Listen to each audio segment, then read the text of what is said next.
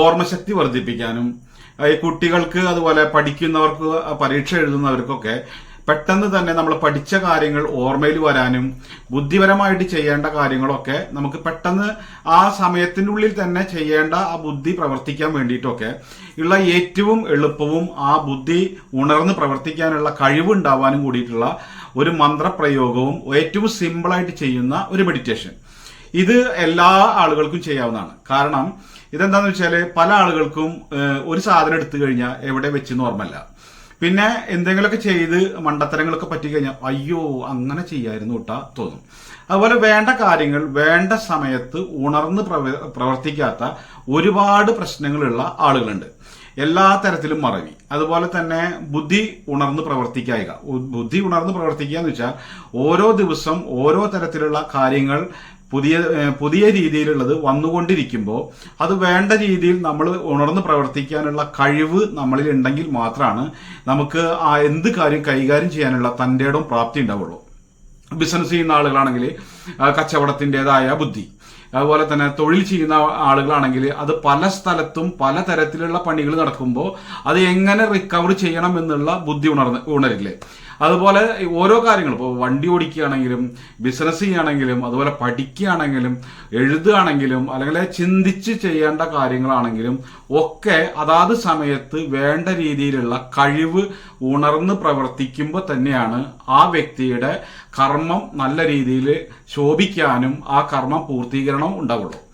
ആ ഒരു കഴിവ് ഓരോ വ്യക്തികളിലും ചില ആളുകളിലൊക്കെ സഡൻ ആക്ഷൻ പ്രവർത്തിച്ചുകൊണ്ടിരിക്കും, ചില ആളുകൾക്കൊക്കെ അത് കുറെ കഴിഞ്ഞിട്ടാണ് ഇത് ഉണരുക.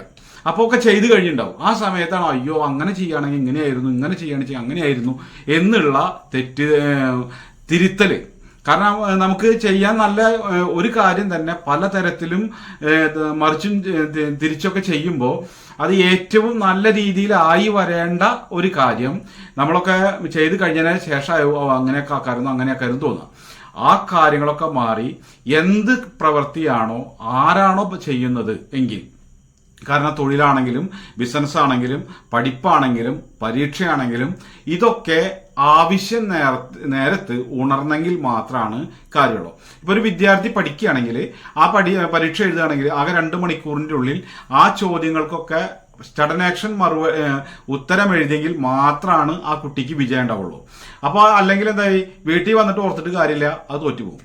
അതുപോലെ തന്നെ എല്ലാ കാര്യങ്ങളും ബുദ്ധിപരമായിട്ട് ചെയ്യേണ്ടതായിട്ടുള്ള ഇന്നത്തെ പരീക്ഷയിലൊക്കെ ഉള്ള ഒരുപാട് കാര്യങ്ങളുണ്ട്. കാരണം ഓരോന്നുണ്ടാക്കല്, അതുപോലെ തന്നെ ചിന്തിച്ചെഴുതുക, ആലോചിച്ചെഴുതുക, നിങ്ങളുടെ മനസ്സിൽ നിന്ന് എടുത്തെഴുതുക, ഇങ്ങനെയൊക്കെയുള്ള പഠിപ്പിനേക്കാൾ കൂടുതൽ ബുദ്ധിയുടെയും ഓർമ്മയുടെയും വികാസത്തിലൂടെ ചെയ്യേണ്ടതായിട്ടുള്ള കുറെ ചോദ്യോത്തരങ്ങൾ ഉണ്ടാവും.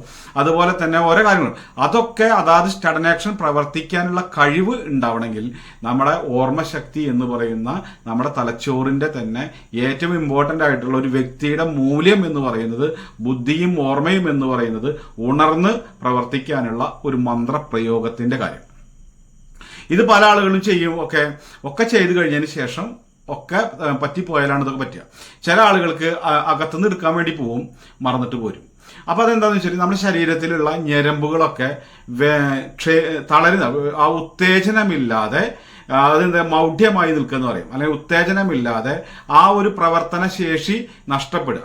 അത് കുറേ തരത്തിലുണ്ട്.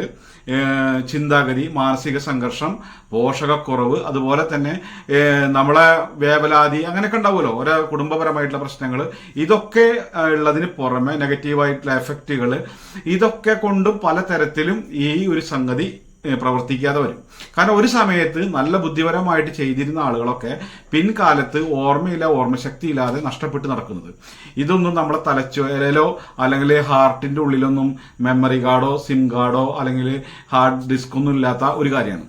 ഇതൊക്കെ നമ്മുടെ ഞരമ്പുകളുടെ പ്രവർത്തനത്തിന്റെ ഭാഗമായിട്ട് വരുന്നതാണ്. നമ്മുടെ ശരീരത്തിന്റെ മാംസത്തിലും ഞരമ്പുകളിലും തലച്ചോറിന്റെയൊക്കെ പ്രവർത്തനത്തിന്റെ ഭാഗമായിട്ടാണ് ഈ പ്രവർത്തനത്തെ ക്ഷയിച്ചു പോയതും നിലച്ചു പോയതും അല്ലെങ്കിൽ മങ്ങിപ്പോയതും അല്ലെങ്കിൽ ചെറുതായി പോയിട്ടുള്ളതൊക്കെ ഉണർന്ന സഡൻ ആക്ഷൻ ആയിട്ടുള്ള തീരുമാനങ്ങൾ എടുക്കാനും അതുപോലെ തന്നെ ആ കഴിവുകൾ ഉണർന്ന് പ്രവർത്തിക്കാനുമായിട്ടാണ് ഈ പറയുന്നത്. ഇതിന് വേണ്ടത് എന്താണെന്ന് വെച്ചാൽ നമ്മൾ ഇത് ഒരു അരമണിക്കൂറെങ്കിലും നമ്മളൊരു ദിവസം മാറ്റിവെക്കണം. പല ആളുകളും പല തിരക്കിലായിരിക്കും, ബിസിനസ് ചെയ്യുന്ന ആളുകളായിരിക്കും. പല രാവിലെ 7 മണിക്ക് പോയി കഴിഞ്ഞാൽ 12 മണിക്ക് വരെ എനിക്ക് ഇതിനൊരു സമയമില്ല എന്ന് പറയും. പക്ഷെ നമ്മൾക്ക് മറ്റുള്ള കാര്യത്തിന് ഓടിപ്പെടഞ്ഞ് നടന്നിട്ട് നമ്മുടെ കഴിവിനെയും അതുപോലെ തന്നെ അറിവിനെയും ബുദ്ധിയൊക്കെ മരവിച്ചു പോകുന്ന അവസ്ഥയിൽ നിന്ന് ഉണർന്ന് പ്രവർത്തിക്കാൻ വേണ്ടിയിട്ടാണ് ഈ ചെയ്യുന്നത്. ഇത് കുട്ടികൾക്ക് തന്നെ പലർക്കും ഉണ്ട്. എത്ര തന്നെ പറഞ്ഞു കൊടുത്താലും മനസ്സിലാവില്ല. എഴുതി പഠിച്ചാലും അങ്ങനെ വായിച്ചു പഠിച്ചാലും എത്ര തല്ലിയിട്ടായാലോ എന്ത് ചെയ്താലും അവർക്ക് തലേ കയറില്ല. അത് കാരണം ആ മെമ്മറി പവറിനുള്ള ഞരമ്പുകൾക്കുള്ള ശക്തി കുറവ്. കാരണം സ്റ്റോർ ചെയ്യാനുള്ള ഊർജ്ജം അല്ലെങ്കിൽ ആ സർക്കുലേഷൻ അവിടെ ഇല്ലാഞ്ഞിട്ടാണ്. ആ ഒരു കഴിവിനെ ഉണർത്താൻ ഒക്കെ ഏറ്റവും പ്രധാനപ്പെട്ട ഒരു കാര്യമാണ്. അപ്പോൾ ഇത് ചെയ്യേണ്ടത് എന്താണെന്ന് വെച്ചാൽ, നമ്മൾ എത്ര സമയം ഇല്ലെങ്കിലും നമ്മൾ സമയം ഇതിന് കണ്ടെത്തുക. നമ്മുടെ ജീവിതത്തിൽ പണത്തിന് വേണ്ടിയിട്ടാണ് ആളുകൾ ഈ ഓടുന്നത്.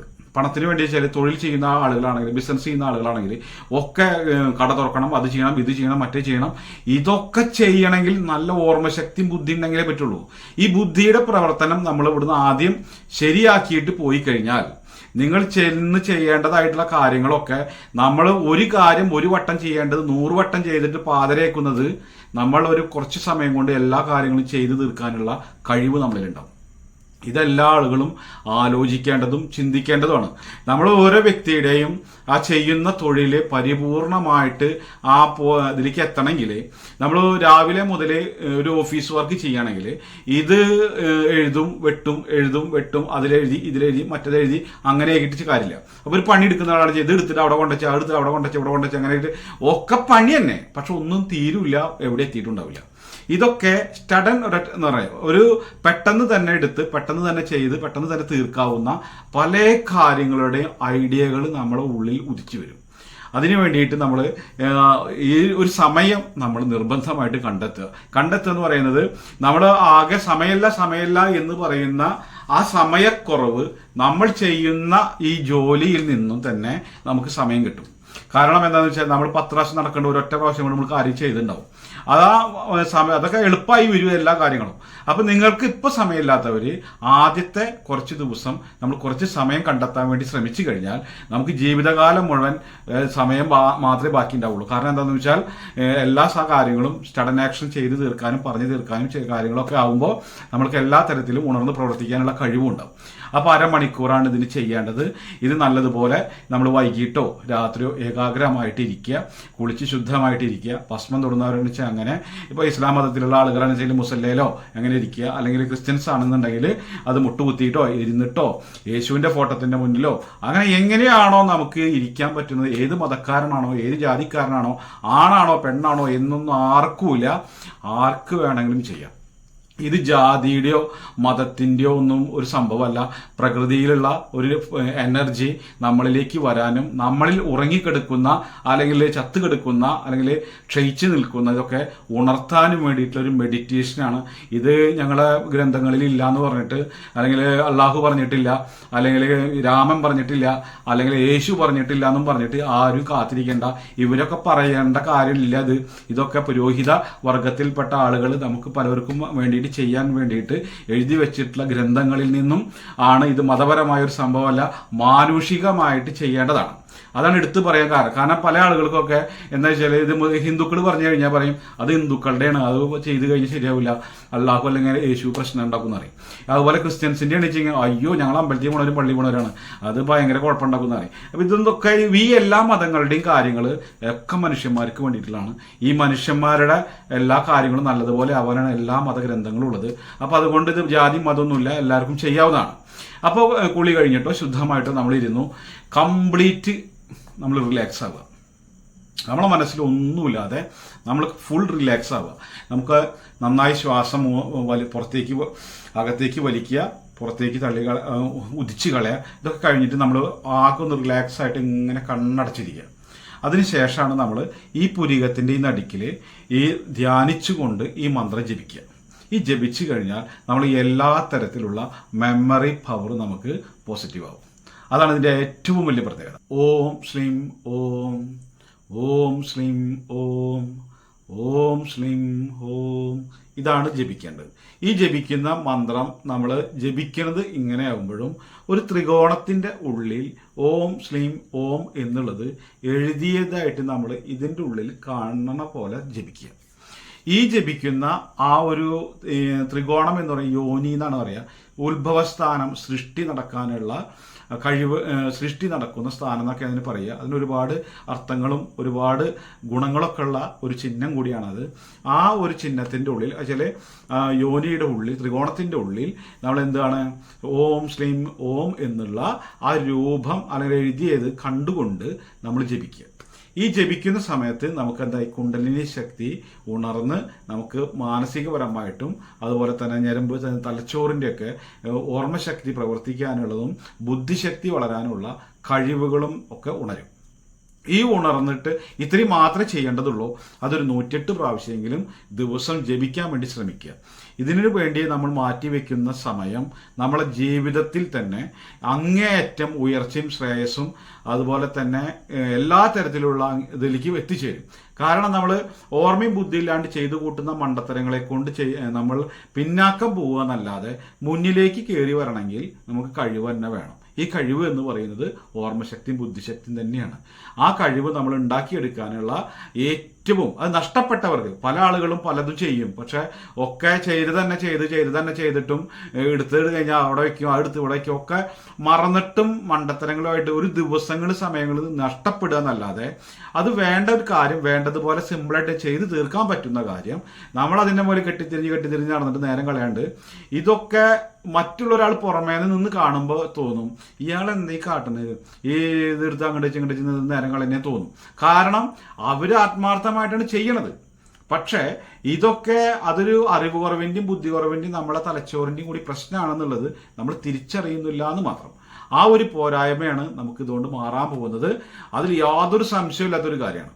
വേദങ്ങളുടെയും അല്ലെങ്കിൽ അറിവുകളുടെയും നിറകുടമായിട്ടുള്ളതൊക്കെ തുറക്കണേ എന്നുള്ള വൈബ്രേഷനാണ് ഇത് വരിക.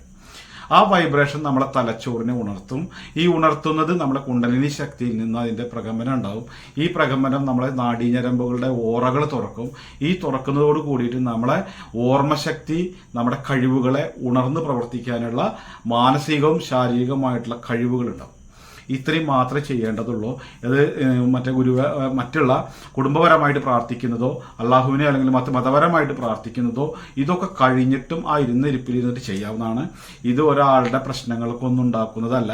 ഇത് ചെയ്തു കഴിഞ്ഞാൽ ഓരോ വ്യക്തികളുടെയും മാനസിക മൈൻഡ് എന്ന് പറയുന്നത്, ഓർമ്മശക്തി എന്ന് പറയുന്നതിനെ ബൂസ്റ്റ് ചെയ്യിക്കുന്ന ഒരു മന്ത്രം മാത്രമാണ്. ഇത് നമ്മളെ വിദ്യാർത്ഥികളൊക്കെ ഉണ്ടെങ്കിൽ, അതുപോലെ തന്നെ ഈ ഓർമ്മക്കുറവൊക്കെ ഉണ്ടെങ്കിൽ അവർക്കിത് പറഞ്ഞു കൊടുക്കുക. നമ്മൾ ട്യൂഷന് കൊണ്ടുപോയി ചേർത്തു, അതുപോലെ തന്നെ പല പല കാര്യങ്ങൾക്കും കൊണ്ടുപോയി ചേർത്തു. കുട്ടികൾക്ക് തീരെ മനസ്സിലാവില്ല, തലങ്ങും വലങ്ങും അടി തന്നെ, കളിക്കാനും വിടില്ല, ഒന്നും വിടില്ല, അകത്തിങ്ങനെ ഇരുത്തി പഠിപ്പിച്ച് കുട്ടികൾക്ക് തീരെ മനസ്സിലാവില്ല. ഈ പരിപാടിയൊക്കെ മാറി അവർ തന്നെ പോയിരുന്ന് പഠിക്കും. അപ്പോൾ ഇത് അവരോട് പറഞ്ഞ് ശീലിപ്പിച്ചാൽ മതി. കാരണം അവരിരുന്നിട്ട് ഇങ്ങനെ അവർക്ക് പറ്റണ പോലെ ചെയ്യട്ടെ. ഈ മന്ത്രം നമ്മളിങ്ങനെ കണ്ണടച്ചിരുന്നിട്ട് ഇതിങ്ങനെ ചെല്ലിക്കോ എന്നിങ്ങനെ പറഞ്ഞു കൊടുത്തിട്ട് അവരെ കൊണ്ട് പഠിപ്പിക്കരുത്. ഇത് വലിയ റിസ്ക് പിടിച്ച സംസ്കൃത മന്ത്രം നല്ല വളരെ സിമ്പിളായിട്ട് നമുക്ക് ചെല്ലാവുന്നതും കൂടിയാണ്. ഇത് ചൊല്ലിക്കഴിഞ്ഞാൽ തന്നെ എന്തായി, നമുക്ക് വളരെ ഈ കുട്ടികൾക്ക് ഇത് എല്ലാ തരത്തിലുള്ള അറിവും ബുദ്ധിയൊക്കെ ഉണർന്ന് പ്രവർത്തിക്കുമ്പോൾ പിന്നെ എല്ലാ കാര്യങ്ങൾക്കും അവർ ഫുൾ ആക്റ്റീവായി. അപ്പോൾ ഇതുപോലെ ഇപ്പോൾ പരീക്ഷയൊക്കെയാണ്, അത് പരീക്ഷയുടെ തലേശത്ത് ചെയ്തിട്ട് കാര്യമില്ല. ഇപ്പം ചെയ്യുകയാണ് അല്ലെങ്കിൽ കുറച്ച് ദിവസം മുന്നേ ചെയ്യുകയാണെങ്കിൽ തന്നെ ഇവരാകെ മാറിയിരിക്കും എന്നുള്ളതിൽ യാതൊരു സംശയമില്ല. അപ്പോൾ വൈദ്യം ജ്യോതിഷം മാന്ത്രികം എന്നുള്ള വീഡിയോകളാണ് നമ്മൾ അപ്ലോഡ് ചെയ്യാറ്. ആദ്യമായിട്ടാണ് ചാനൽ കാണുന്നത് എന്നുണ്ടെങ്കിൽ ചാനൽ സബ്സ്ക്രൈബ് ചെയ്യുക. ആ ബെല്ലൈക്കൺ അമർത്തി കഴിഞ്ഞാൽ നമുക്ക് ഇടുന്ന വീഡിയോകൾ അതാത് സമയത്ത് നിങ്ങൾക്ക് എത്താനും ജ്യോതിഷം വൈദ്യം നിങ്ങളുടെ വിരൽ തുമ്പിലുണ്ടായിരിക്കും. അടുത്ത വീഡിയോ കാണുന്നവരെ എല്ലാവർക്കും നന്ദി, നമസ്കാരം.